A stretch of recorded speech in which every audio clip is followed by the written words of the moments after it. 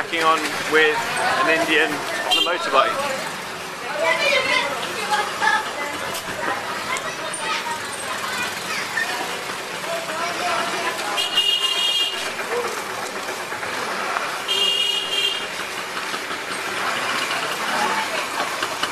We arrived at Jodhpur station on time, as we said, at 10 o'clock in the evening or something, and we'd arranged, because Jodhpur is the cosy guest house where we were down in the reservation book as Harry.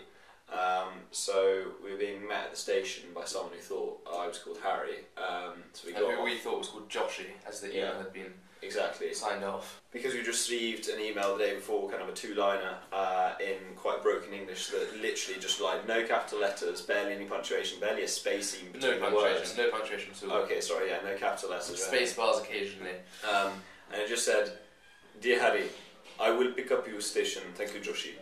So we were under the impression that we were going to be met by someone called Joshi, and I was called Harry. So when we walked out of the station, and a man came up to us and just said, "Where are you going? Where are you going? Where you go?" We just assumed that he was a rickshaw driver and a bit of a tout, so we just said, "Oh no, thank you, like please." Dismissed him. Yeah. At which point we said, "Yeah, we're being picked up by someone. We're being picked up by someone." About 3 minutes later, he came back and showed us his mobile phone. It said, "Harry, 3 persons," because obviously we booked for 3 nights, but there'd been some error. So in a moment of joy and realisation, yes, we're coming with you. Yeah. And it wasn't Joshi, and he actually didn't even escort us. He just put us in a tuk-tuk and told the driver where to take us. And we went to the Jodhpur fort today, which was stunning, really high up on the cliffs, and breathtaking views of the blue city. You can look out over the whole city from here, and you can see like the blue houses that characterise the Jodhpur.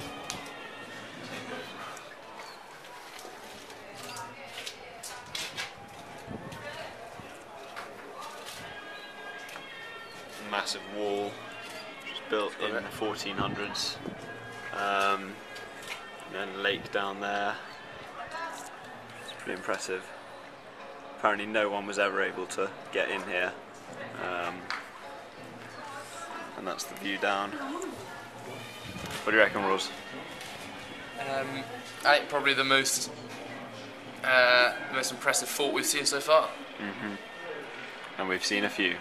Tomorrow we're booked in for a camel trek out in the desert, followed by night camping under the stars. Currently on our way out into the Jodhpur desert in a jeep.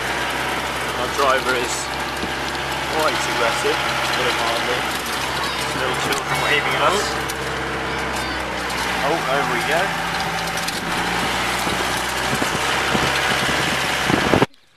We're currently on our camel. Say hello, Rory. Hello, Rory.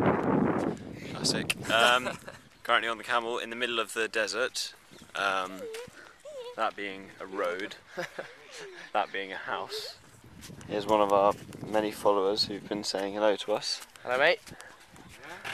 Here we are in the middle of the desert. Yep.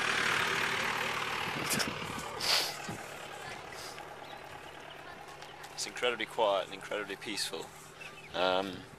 Except for the sound of engines. Still with us?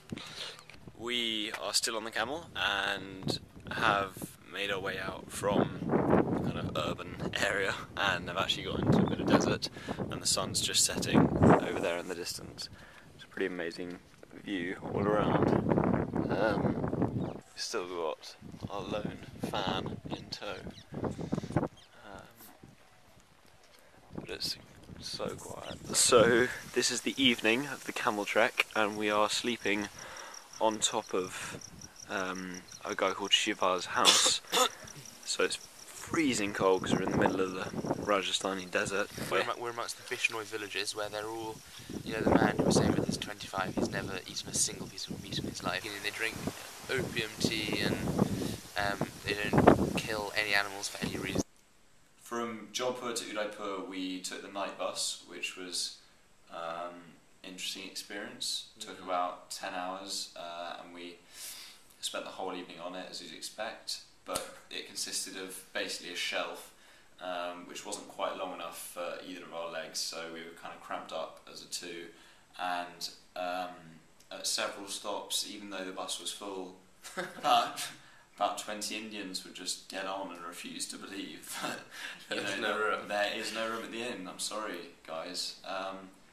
They tried to kick us off, and we swore at them, which they didn't understand. But anyway, so the night bus was cool. So we then spent a few days in Udaipur, which was extremely nice. Not quite as many sightseeing things and so on as the other Rajasthani cities. Much more relaxing. We dropped into the Srinivas Palace Hotel for a swim and a drink, and stumbled across a bagpipe band. It's not really what you expect to find in northern India, but anyway, quite cool. It's been nice actually, because we've pretty much had the entire hotel to ourselves. I think there's one other group of people who've only just got here. Nice pool. And this is actually inside the city palace itself, so also where Octopussy was filmed. And it was a lot quieter. It's the smallest and quietest of the cities we've been to. Two amazing palaces in the middle of the lake. Yeah. Lake Palace Hotel, which is a Taj sort of 5 to 7 star hotel, which we tried to get onto but didn't even get allowed onto it, let alone have a drink there or have supper there. So you can only see it from the shore. This is the view out over the lake from one of the bridges. Our hostel's just over there, and you can see the Lake Palace Hotel just there, and then a secondary mini island. Then there's lots of rooftop restaurants up there which are nice. We're on the bridge. Oh, and of course there's a couple of cows just sunbathing on the bridge, as they do. Over in the distance, lots of Indian women washing their clothes in the lake. That is the Jagdish temple, which is at the heart of Udaipur, raises up just above the lake, and it's a hub of activity. Inside the Jagdish temple, it looks like sandstone, I think. It goes all the way up to the top. Lots of people praying. This is the kind of central bit where you lay some nuts between the two elephants. What do you reckon, Raw? As I said before, it's a very unusual temple. Very peaceful. We can hear the school just next door, which is very nice. Children in there. Children's voices. It's more like a prison than a school, but still. The contrast of the innocent children's voices against the almighty power this temple just exudes to the visitor. It's quite funny. Religious or not, It's quite funny you because feel that you're in the presence of gods. some random Indian is quite keen to be in the shot. This is the inside courtyard of the city palace of Udaipur, and it's the largest collection of palaces and courtyards in the whole of Rajasthan. It looks out over the lake, obviously. This is the view out from the very top of the city palace. So Lake Chola, two islands, some of the palace, the courtyard.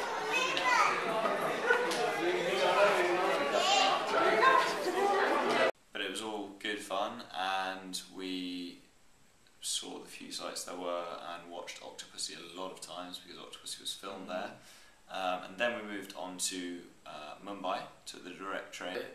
Chops, for those of you who know her, lives in Mumbai, and so her and some of her friends took us under their wing for the day, showed us the sights in Mumbai. We went to Leopold Cafe, which was one of the sites of the terrorist bombings, the terrorist attacks a few years ago, and you can see bullet holes in the walls and ceilings, which is quite disconcerting.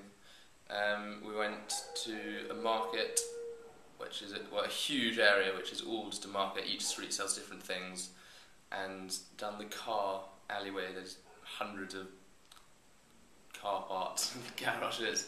As you'd expect. Yeah, as you'd expect. And goats, lots of goats on just kind of sleeping on the roofs of cars. One goat on a motorbike, actually straddling the motorbike, kind of just sitting there. We then took our final train of India from Mumbai to Goa. This is the Indian way to disembark a train. So that's the track. That's their train. This is our train. That's the station. And they're all just coming down. Evening. And it was actually quite a pleasant journey. And you could see everything getting greener the further south you get, and feel it getting hotter the further south you got.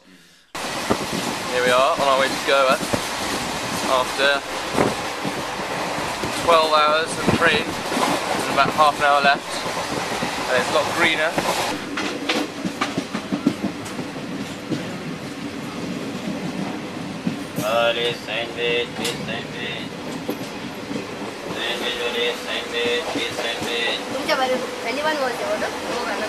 We are reaching the end of our train down to Goa, and are now crossing a bridge, as you can probably gather. Here we go, here's the door, so we can have a good lean out over the bridge.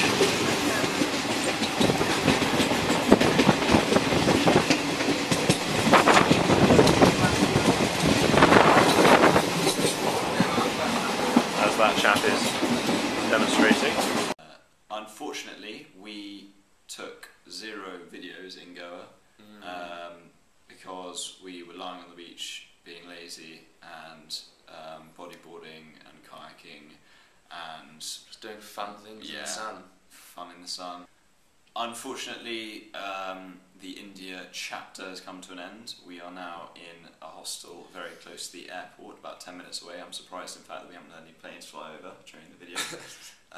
And we are, well, Rory has got a flight at 4 AM. It's now midnight.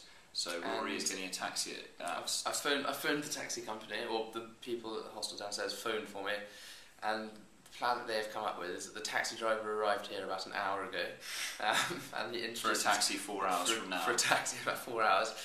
He introduced himself to me. As Kevin. As Kevin. And also the owner of this guest house, which he kind of slipped in there.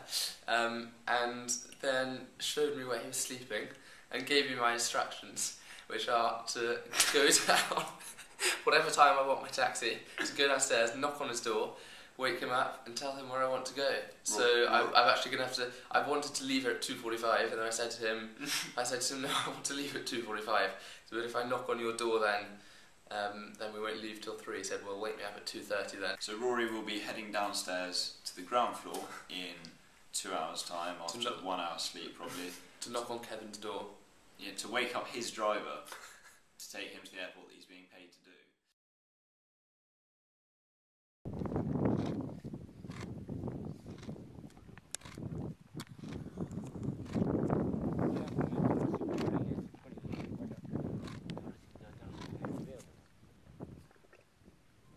There we go.